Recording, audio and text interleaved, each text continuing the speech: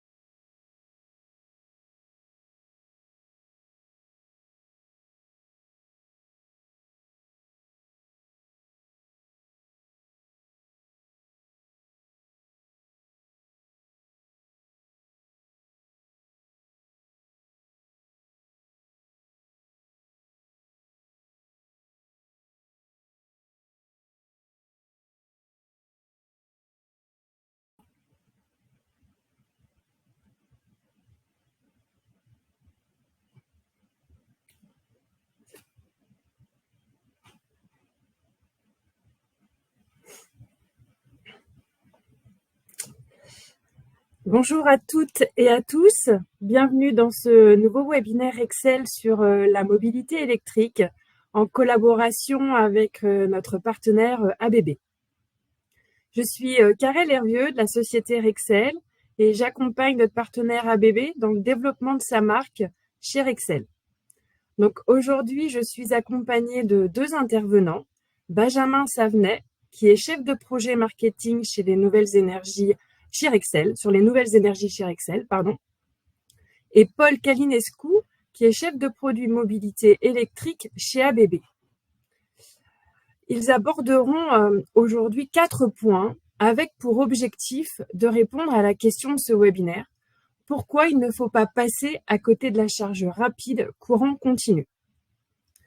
Donc, Benjamin nous présentera le marché de la mobilité électrique en 10 minutes. Puis, Paul nous présentera donc les différences entre charge AC dite lente et charge DC dite rapide, les applications de gestion et quels arguments pour choisir le meilleur système de recharge. À l'issue de la présentation, Benjamin et Paul répondront à vos questions. Donc, pendant 35 minutes, nos experts vous présenteront donc les points clés pour réussir un déploiement de bornes de recharge rapide en continu, tout en vous donnant les bons arguments pour détecter des projets IRVE et développer votre activité dans ce domaine. Pourquoi? Un chiffre, 15.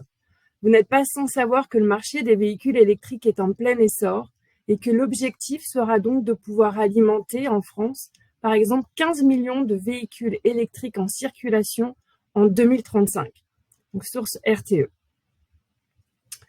Si vous avez des questions durant la présentation, je vous invite à les écrire dans la partie questions en bas à droite de votre écran. Et nous y répondrons donc à la fin de la présentation. Je vais laisser immédiatement la parole à Benjamin. Et je vous souhaite un très bon webinaire. Merci Karel. Merci à toutes et tous d'être venus nombreux. Donc effectivement, aujourd'hui, nous allons vous parler des solutions de recharge avec notre partenaire ABB. Mais avant cela, il serait peut-être bon de replacer le marché de la recharge électrique dans son contexte, puisque on le voit, nous sommes aujourd'hui confrontés à un marché du véhicule et de la borne qui sont en pleine effervescence, mais on va dans un premier temps vous donner les premiers ordres de grandeur. Donc, tout d'abord, le marché du véhicule. Donc, le marché du véhicule électrique, c'est, on l'a dit, un marché en pleine effervescence puisqu'il a fait x52 en presque 10 ans. Pour se rendre compte des choses, en 2014, nous avions à peu près 28 000 véhicules électriques et hybrides rechargeables en circulation en France. À fin octobre 2023, nous avons atteint le chiffre de presque 1,5 million de ce type de véhicules en circulation. Sur la seule période de janvier à octobre 2023, on comptabilisait un petit peu plus de 385 000 immatriculations de véhicules électriques et hybrides sur le seul mois d'octobre. Cela représente une hausse de plus de 45% des immatriculations de véhicules électriques et hybrides par rapport à octobre de l'année dernière. Donc effectivement, d'année en année, les parts de marché de ces véhicules augmentent. Et on le voit, c'est phénoménal, puisque seulement en 2018, les ventes de véhicules électriques et hybrides ne constituaient que 2,1% des parts de marché. Quand on le voit, en octobre 2023, ces ventes constituaient un peu plus de 23% des parts de marché, donc quasiment le quart du marché des véhicules en France. Donc maintenant, ce qui est intéressant, c'est de savoir qui va acheter ces véhicules. D'un côté, nous avons les particuliers, de l'autre, les entreprises qui, on le rappelle, constituaient cette année plus de 385 000 immatriculations. Donc, qui achète ces véhicules et quel type de véhicule entre électrique et hybride rechargeable? Côté 100% électrique, on le voit, rien que sur le mois d'octobre, le 100% électrique fait l'unanimité sur son marché. On voit d'ailleurs qu'il y a une légère préférence chez les particuliers qui ont la possibilité de recharger soit à domicile, soit sur le lieu de travail. Je rappelle que la recharge à domicile ou sur le lieu de travail, c'est 90% des cas aujourd'hui. Côté hybride rechargeable, on voit que cette fois-ci, les entreprises sont un petit peu plus friandes sur les véhicules hybrides et un petit peu moins pour les particuliers. Alors maintenant, ces chiffres, vous les avez en tête, mais je rappelle qu'aujourd'hui, nous sommes à presque 1,5 million de véhicules en circulation.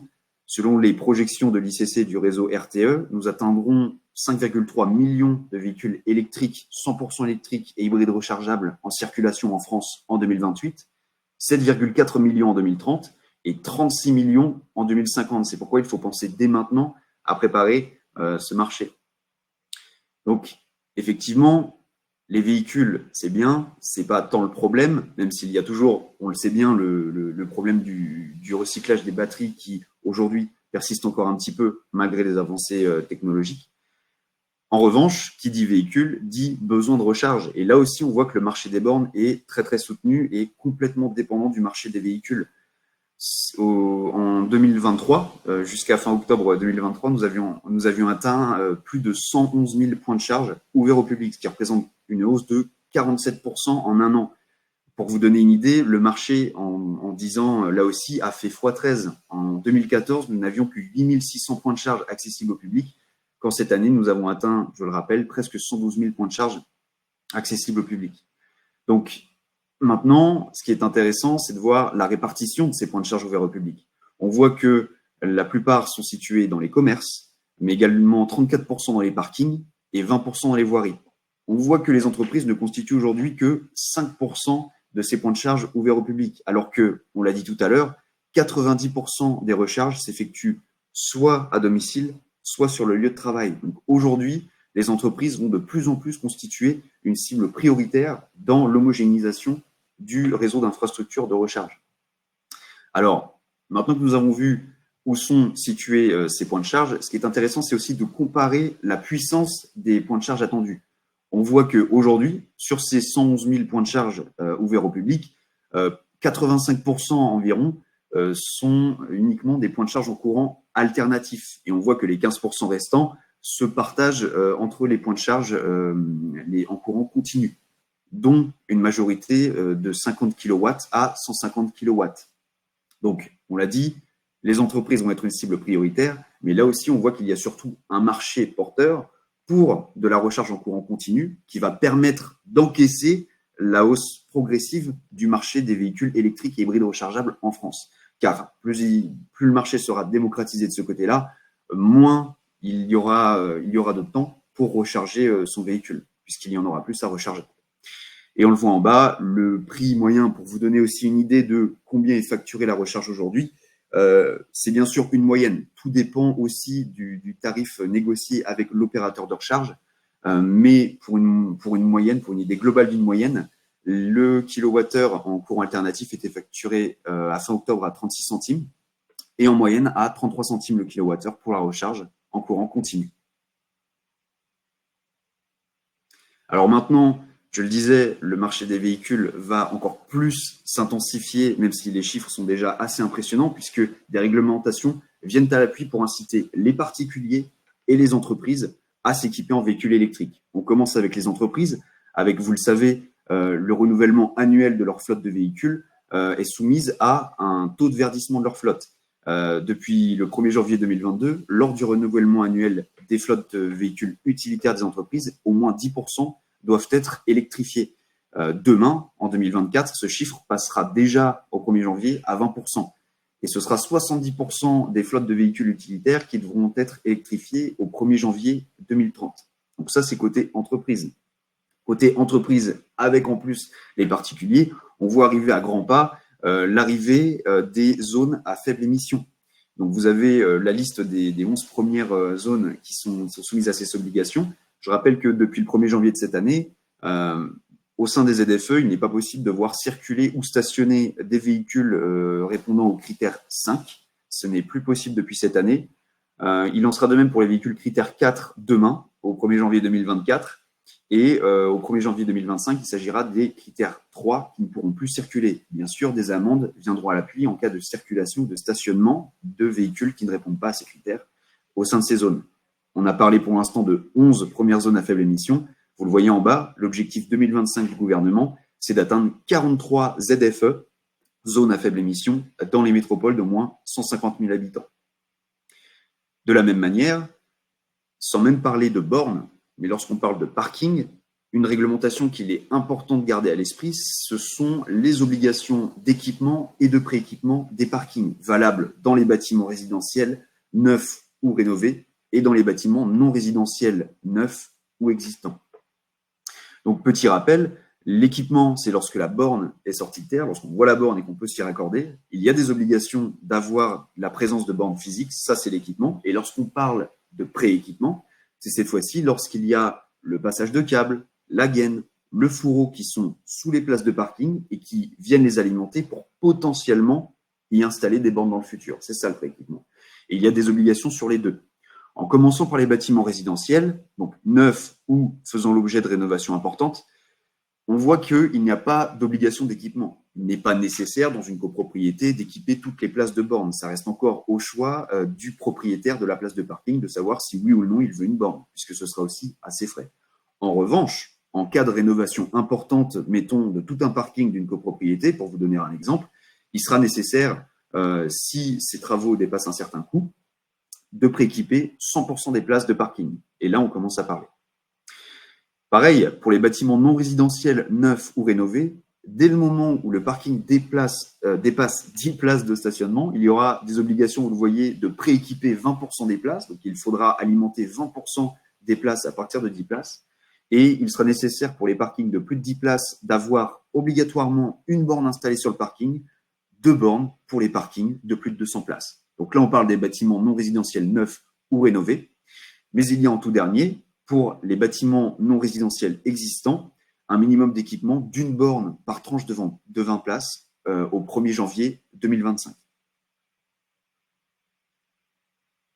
Alors après, comment aborder le sujet avec vos clients à vous? Eh bien, il faut savoir quels intérêts ils peuvent trouver derrière. Par exemple, si vos clients sont des copropriétés, ils vont probablement vouloir suivre le comptage individuel des consommations des résidents pour que le résident A ne paye pas pour la recharge du résident B, ce qui est bien normal. Les mairies soumises à ces obligations vont se dire mais qu'est-ce qu'on va pouvoir faire de ces bornes? Ça peut être un argument, ces bornes, pour booster le tourisme sur leur commune en rendant les bornes géolocalisables. Et ainsi, une fois les visiteurs venus se raccorder sur le parking de la mairie ont entre 20 minutes et 1 heure à passer, ils vont peut-être aller se balader dans les commerces de la mairie. Pour les hôtels, on imagine qu'ils vont vouloir se démarquer de la concurrence. Imaginez tout simplement, vous arrivez en véhicule électrique, vous avez le choix entre 2 hôtels, vous regarderez certes en premier le prix de la chambre, mais surtout si l'un ou l'autre des hôtels a une borne pour recharger votre véhicule et que vous puissiez repartir le lendemain. Pareil, les centres commerciaux, on parlait tout de suite des parkings de plus de 200 places qui ont des obligations de prééquipement et d'équipement, ceci va engendrer des coûts. Et donc, facturer la recharge via les bornes va leur permettre d'amortir, dans un premier temps, les coûts d'alimentation des infrastructures. Et ça, ce n'est qu'un exemple d'avantage. Pareil, ces mêmes entreprises qui vont avoir sur leur parking des bornes accessibles à leur service interne, leur flotte de véhicules utilitaires, mettons, et leurs clients qui viennent faire leurs courses, ils vont peut-être vouloir différencier les usages de bornes en fonction des profils. Sous-entendu, à qui est-ce qu'on va facturer la recharge en fonction de s'ils appartiennent au service interne ou si ce sont des visiteurs externes. Et vous le voyez ici à droite, chacune de ces fonctionnalités trouve une réponse en l'opérateur de Freshmile que nous vous proposons aujourd'hui. Je vous invite à aller visiter leur page sur excel.fr ou à flasher le QR code que vous voyez apparaître à l'écran. Ce sont notamment les services qui vous permettent de rendre les bornes de recharge géolocalisables, de facturer la recharge, de gérer les accès ou encore d'assurer la maintenance sur site ou à distance. Et bien sûr, l'avantage de Freshmile, c'est qu'ils sont avant tout compatibles avec les bornes ABB dont va maintenant vous parler Paul.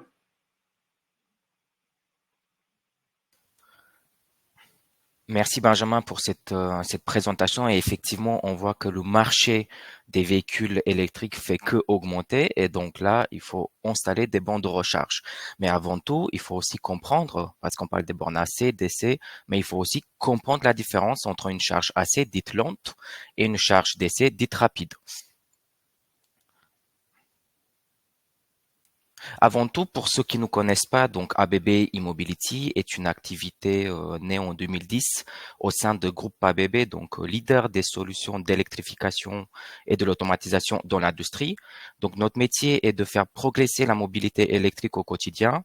Donc, et notre métier est de proposer des bandes de recharge allant de 3 kW à 400 kW pour recharger les véhicules individuels légers, des bus et demain les camions. Donc, leader de la recharge en courant continu, nous avons installé à ce jour, comme vous le voyez bien sur l'écran, plus de 1 million de chargeurs AC et plus de 50 000 chargeurs en DC. Donc, alors, effectivement, pour comprendre la différence entre la charge AC et la charge DC, il faut aussi comprendre comment le véhicule électrique se recharge. Donc, bien évidemment, la batterie d'un véhicule électrique se recharge uniquement en courant continu. Donc là, on a deux solutions. Soit on charge en courant alternatif, donc on vient avec un chargeur en AC, on envoie la charge alternative dans le chargeur embarqué. Donc, ces chargeurs embarqués va convertir la charge AC en charge DC et va se charger la batterie. Donc là, on voit que le véhicule va diminuer sa charge en fonction de son chargeur embarqué. En revanche, dans une charge en DC, donc là, on va charger directement notre véhicule et ça va charger plus rapidement. Alors effectivement, on va vous parler de notre borne de recharge terrassée. Donc la fiche technique, hein, c'est une borne qui est soit en monophasé jusqu'à 7 kW, soit en triphasé jusqu'à 22 kW. Mais là, il faut aussi avoir les informations clés de notre produit. Effectivement, on doit aussi autoriser la charge, que ce soit avec un badge RFID, que ce soit avec les applications smartphone ou que ce soit tout simplement en libre accès, c'est-à-dire qu'on vient, on branche et on charge le véhicule. On va aussi se poser la question de la connectivité de la borne. Il faut qu'elle soit connectée, que ce soit en Wi-Fi, Bluetooth, Ethernet ou 4G. Aujourd'hui, on voit avec la consommation électrique aussi on va se poser la question de la gestion de charge, donc la gestion de charge statique ou dynamique.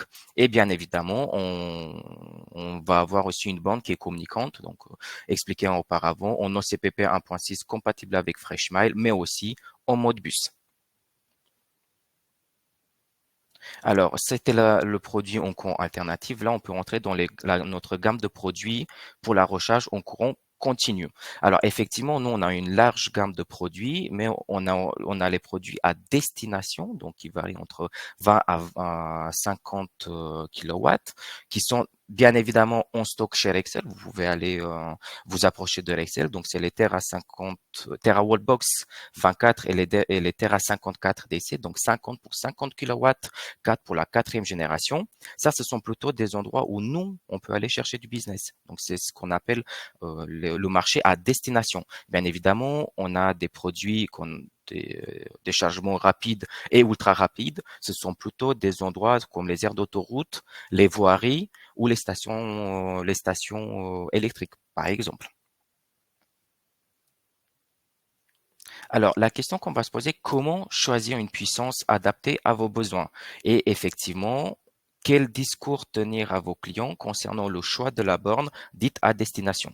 Donc là, si par exemple on est sur un type de client résidentiel individuel ou la copropriété, on sera plutôt sur un temps de stationnement qui varie entre 4 à 12 heures. Donc là, on va plutôt aller sur un type de borne dite lente, donc une charge lente qui jusqu'à 7 kilowatts par exemple.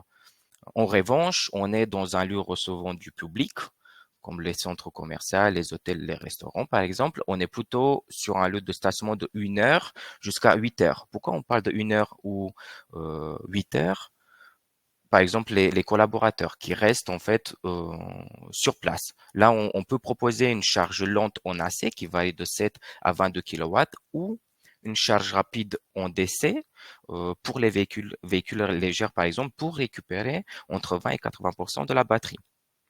Et bien évidemment, les entreprises, on est toujours sur le même temps de stationnement. Donc, vous voyez, on reste toujours sur le même temps de stationnement où on va proposer une charge lente en AC, une charge rapide en DC.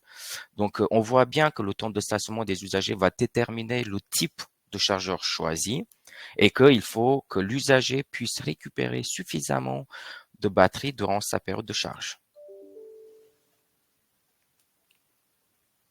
Alors, pour résumer, parce qu'on voit beaucoup de bandes, mais pour résumer, on est sur des prises renforcées, hein, des prises jusqu'à 3,8 kilowatts, hein, des 16 ampères. On est plutôt on est plutôt à la maison. Les chargeurs en AC, on est plutôt sur des projets majoritairement résidentiels et des PME, par exemple. C'est une charge standard hein, de 7,4 à 11 à 22 kilowatts. Par contre, effectivement, dès lorsque on rentre dans des projets du gros tertiaire ou industriel, on va plutôt aller sur une charge rapide hein, ou accélérée qui varie jusqu'à 50, 100 kilowatts. Alors effectivement, on a vu déjà comment la batterie d'un véhicule électrique se charge.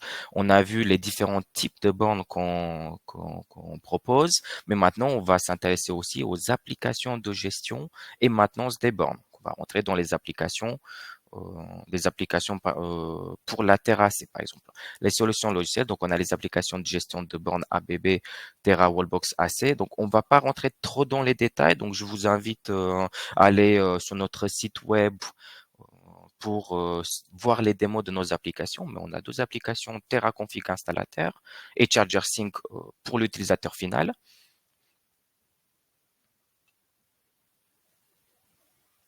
Effectivement, très rapidement, ce sont des applications inclus dans nos bandes de recharge.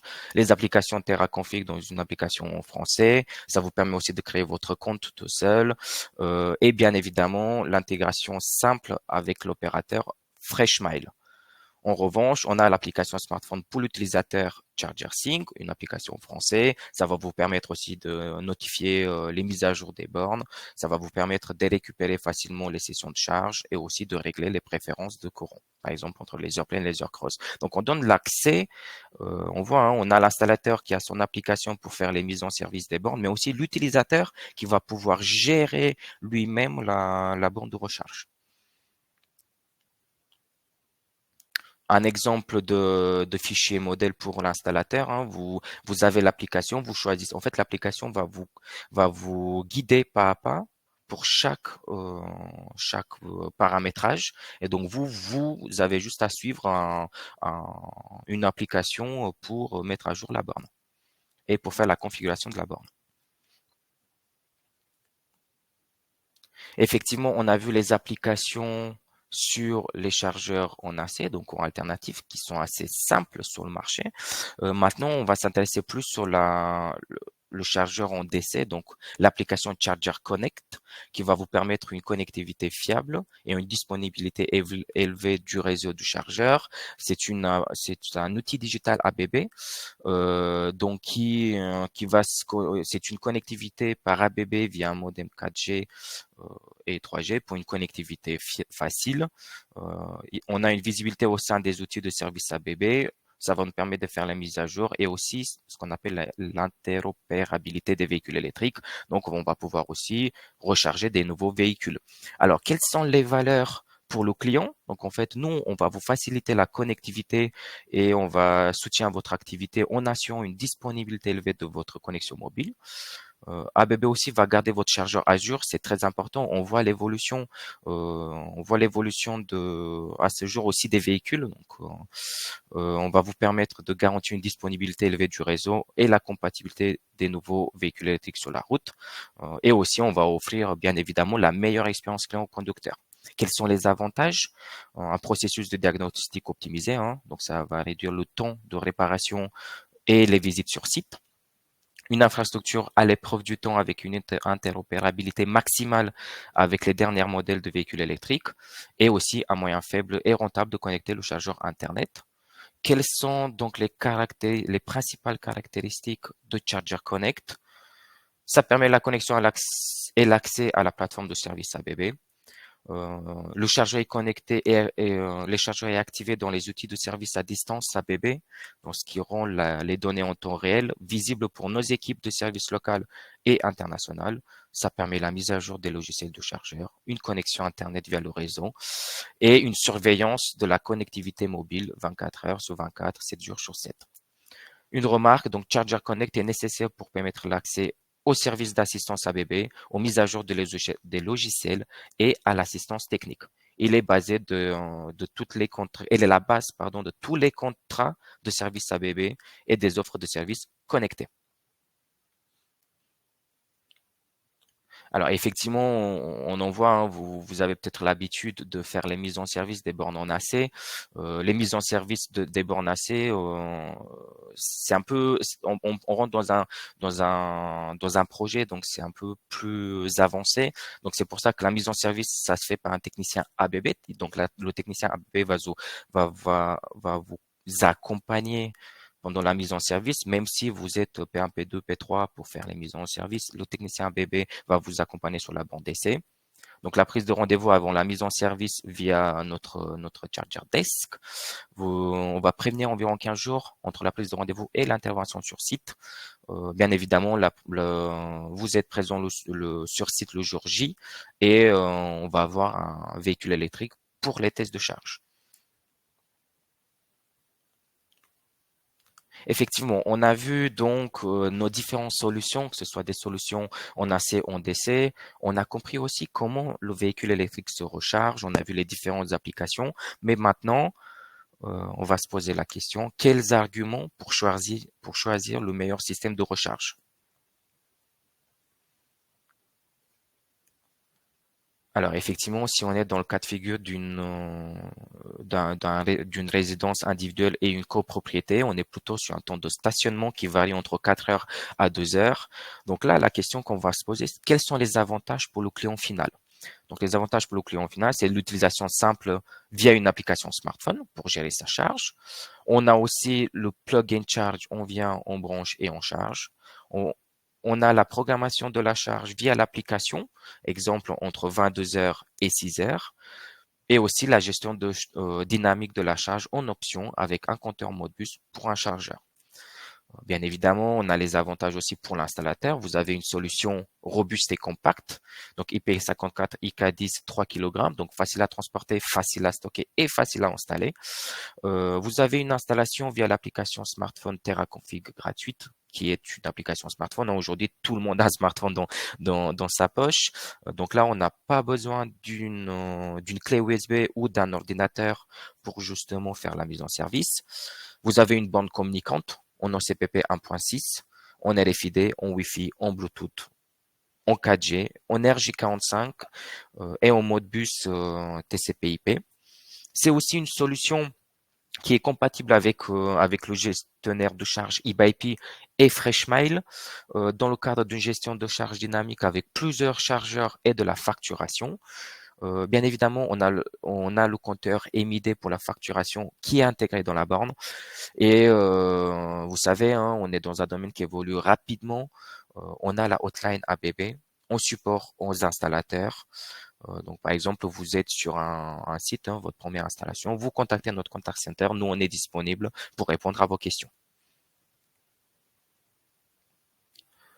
Si on rentre dans les détails d'un lieu recevant du public, donc on est plutôt sur un centre commercial, un hôtel, un restaurant, entreprise. Aujourd'hui, peut-être sur le marché, on propose des charges en AC pour récupérer un petit pourcentage de la batterie pour les personnes qui viennent dans votre entreprise. Là, vous pouvez proposer des solutions en DC. Pourquoi proposer des solutions en DC? Tout simplement pour récupérer donc les avantages pour le client final, le temps de charge pour vos clients qui viennent uniquement pour des visites. Par exemple, vous êtes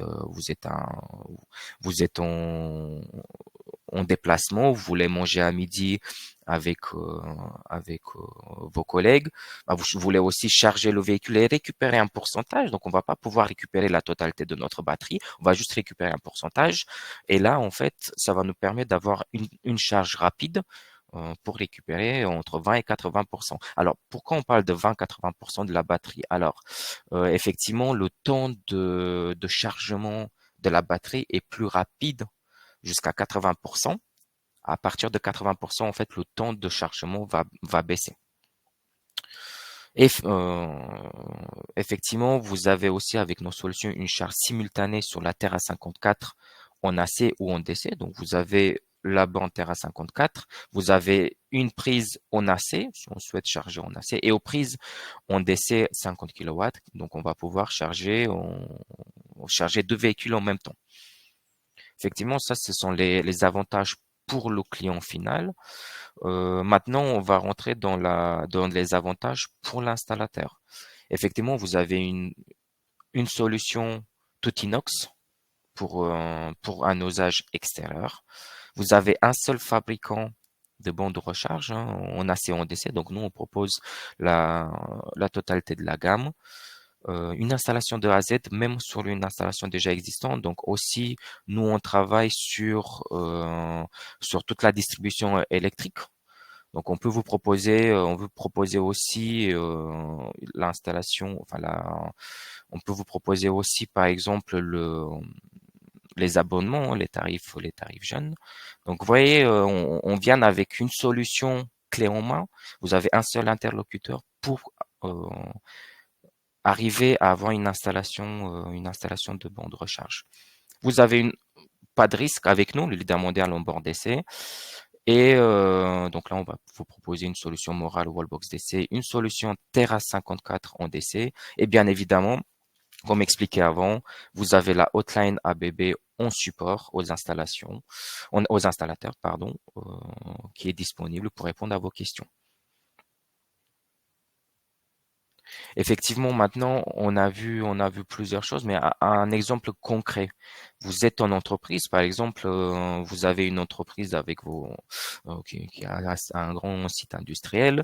Vous posez la question, quel type de borne je vais installer je vais installer sur notre site. Ben, en fait, là, on va rentrer dans ce qu'on a dit avant, le temps de stationnement. Quel va être le temps de stationnement des personnes qui vont utiliser les bornes en finale? On prend l'exemple des 15 bornes AC pour les collaborateurs. Donc là, on est tous dans le même cas. On arrive au travail, on arrive en véhicule électrique, on veut se charger, on va charger notre véhicule. On a un temps de stationnement de 8 heures. Donc, par exemple, on arrive le matin, on branche le véhicule à partir de 8 heures. À midi, on va regarder l'état de la charge. Donc, on voit qu'on a récupéré quand même jusqu'à 80% de la batterie. Bah là, en fait, on va laisser la place à notre collègue, hein. Il faut aussi ne pas être égoïste à prendre la place de chargement. On va laisser la place à notre collègue pour charger son véhicule. Maintenant, on sait qu'on est sur un site industriel, on est dans notre entreprise, on a aussi beaucoup de commerciaux itinérants qui passent, on a aussi des clients qui viennent. Donc là, on va plutôt choisir une charge en DC. Pourquoi une charge en DC? Parce que le but, ça va être de venir passer 1 heure, 2 heures, 3 heures, au travail. On récupère. Donc on récupère un pourcentage de la batterie pour justement pouvoir continuer la route le temps qu'on reste au travail. Donc effectivement, on voit que aujourd'hui, la question de quel type de borne on va installer sur notre site se pose tout en amont, même je dirais au moment de choix de véhicule. et quel va être le style de vie.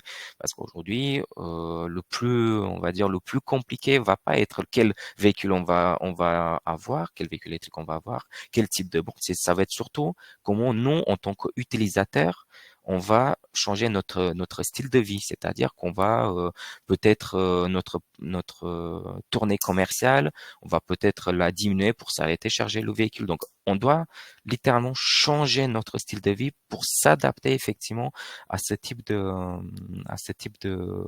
nouveautés et de s'assurer effectivement que peu importe ce qui se passe, on a toujours un pourcentage de la batterie et on a toujours la possibilité de se charger.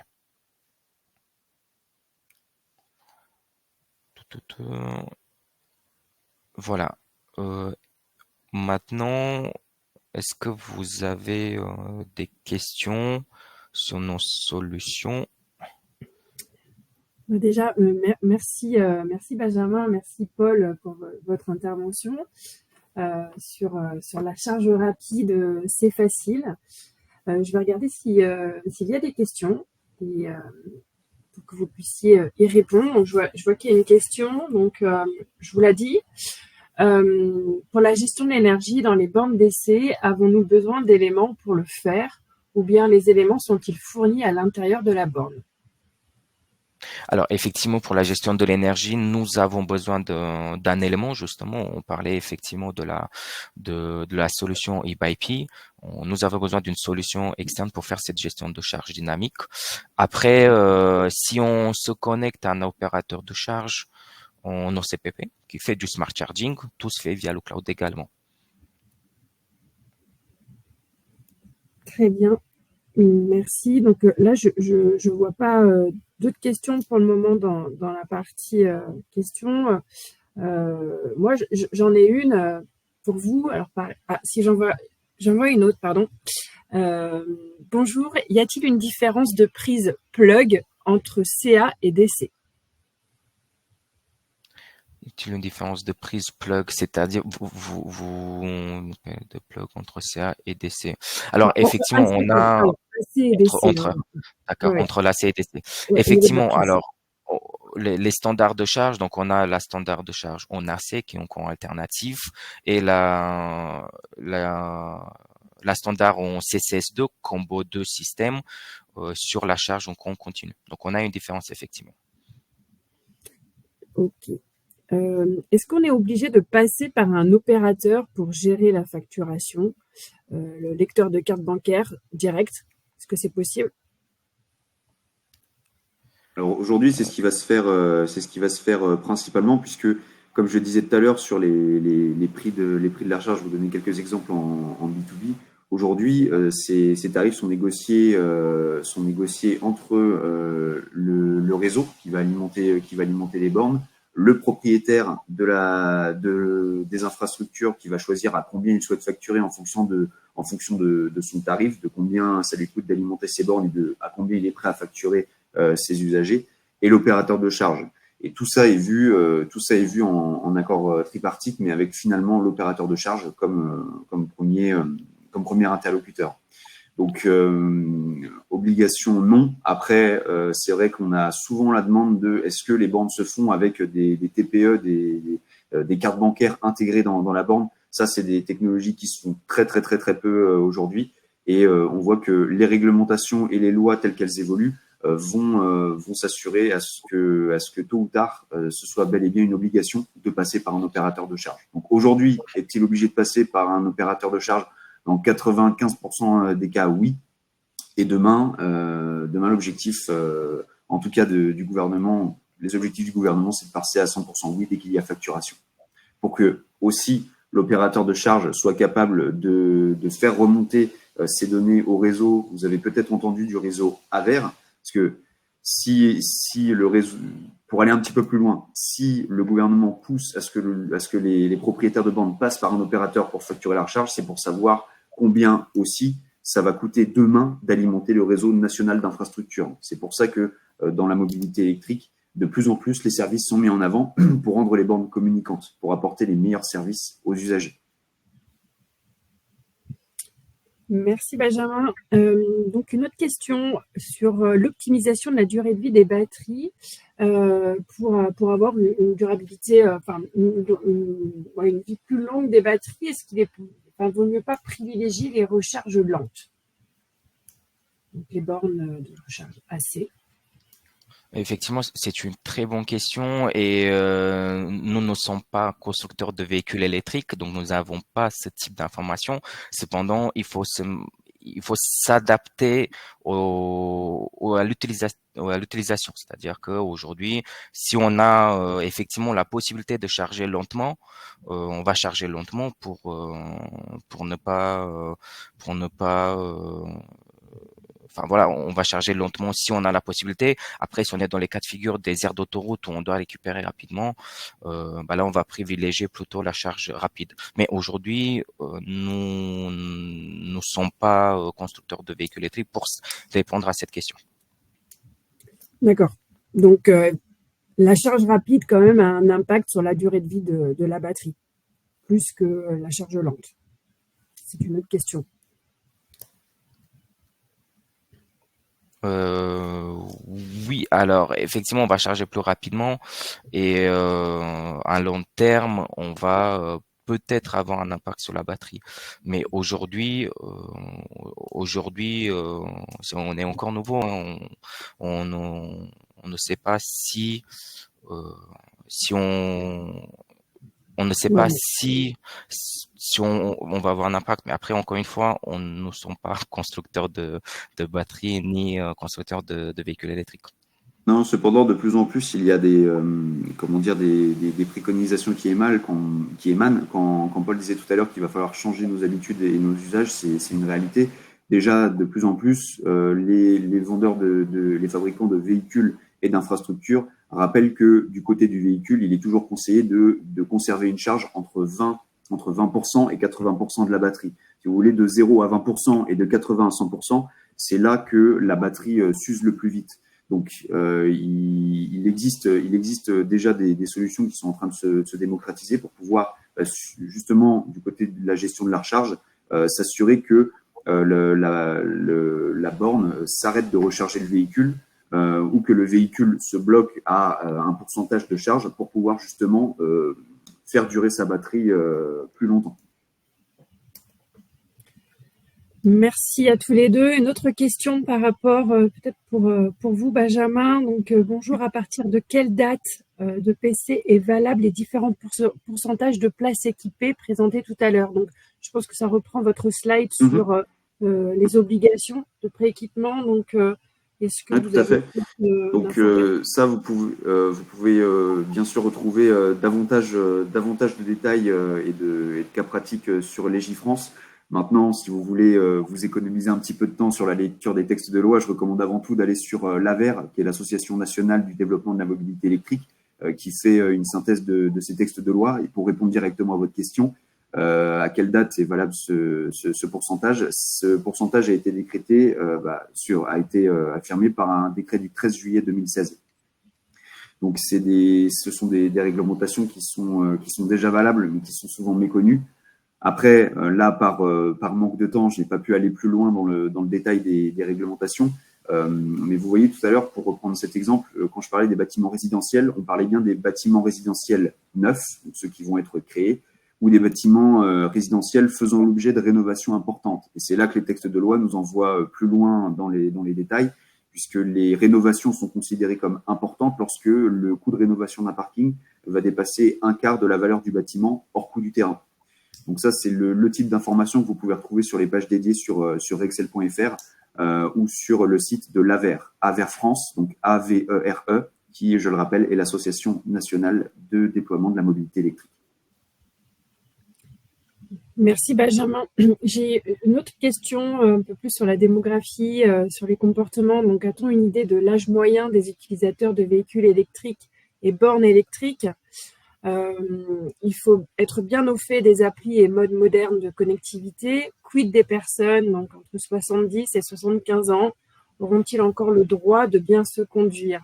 Donc effectivement, aujourd'hui, ABP, vous êtes plutôt dans le cadre plutôt sur de une offre tertiaire, industrielle, mais aussi vous avez donc des offres pour le résidentiel. Voilà, est-ce que vous adaptez aussi à l'âge, aux utilisateurs? Est-ce que vous avez des informations par rapport à ça? Alors, effectivement, nous, notre rôle est de faire remonter la mobilité électrique et donc pour tout le monde, hein, effectivement. Et pour faire ça, on en parle souvent, on a des applications smartphone. Tout à fait, on peut arriver à un stade où ouais, c'est pas très clair pour nous. Donc c'est pour ça qu'on compte sur nos installateurs. Donc effectivement, l'installateur qui va être sur site, qui va faire l'installation électrique, qui va donner tous les outils en main à tout type de personnes et de bien expliquer aussi aux utilisateurs, bah voilà, aujourd'hui vous avez votre bande de recharge, vous venez, vous branchez votre véhicule et ensuite, bah, le matin vous récupérez votre véhicule et il sera chargé. Donc effectivement, on donne tous les outils en main pour ne pas trop compliquer la vie. C'est-à-dire que on va rester sur un cas assez simple, résidentiel, parce que le but d'une borne de recharge, c'est au final de charger le véhicule. Donc on va sortir de toutes ces histoires de applications smartphone, de gestion de charge, etc. Donc on va quand même travailler ensemble avec l'installateur sur place pour trouver la meilleure solution pour le client. Merci Paul. Donc une dernière question dans le posé. Solution centralisée pour la distribution CFO, CFA et monétique. Possibilité d'avoir qu'une carte SIM par PQ. Est-ce que cette question, vous la comprenez? S'il s'agit de faire communiquer les bornes via les cartes SIM, je peux répondre rapidement sur la partie des services d'un opérateur comme Freshmile dont je parlais tout à l'heure. La carte SIM, ce sera une carte SIM par modem. Et les modems, seront équipés. Par exemple, si vous avez 3 bornes côte à côte, il ne sera nécessaire que d'équiper une seule borne qu'on va appeler la borne maîtresse d'un modem avec une seule carte SIM. Et toutes les bornes dites esclaves qui seront raccordées à cette borne maîtresse n'auront pas besoin de carte SIM. Par contre, si vous faites le choix d'un opérateur, il sera nécessaire d'équiper chacun des points de charge dédiés à la recharge de ces services. Je ne sais pas si ça répond à la question, mais c'est une carte SIM par station de recharge, donc par grappe de borne.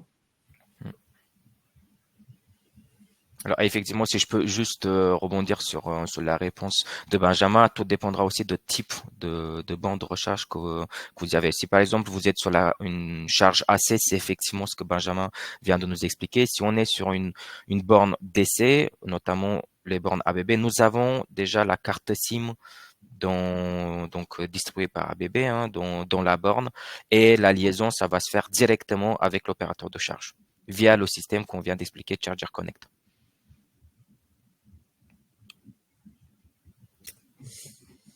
D'accord, donc merci messieurs, nous avons fait le tour des questions. Le webinaire sera disponible en replay sur le site de Rexel France. Vous recevrez des informations pour pouvoir le consulter à nouveau.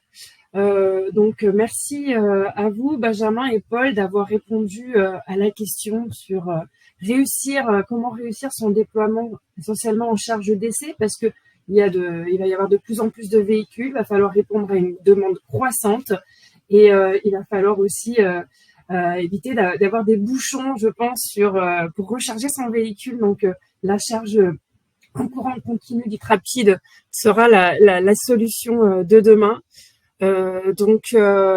Rexel et ABB sont là pour répondre donc à vos projets, pour mener à bien votre activité IRVE. Donc pour tout projet, je vois qu'il y a des questions, donc n'hésitez pas à revenir vers votre commercial Rexel, qui après reviendra vers nous, vers Paul, vers Benjamin et les équipes aussi commerciales Rexel ABB pour répondre à votre projet. Donc voilà, donc je vous remercie de nouveau à vous présentateurs et à vous participants. Je vais mettre dans le chat quelques liens, deux liens sur les applications ABB et puis sur une page Rexel que vous pourrez récupérer. Et voilà, donc je vous souhaite une belle continuation, une belle détection de projets IRVE à tous. Et nous espérons que vous avez passé un bon webinaire. Bonne journée à tous. Merci à tous. Merci à tous. Merci.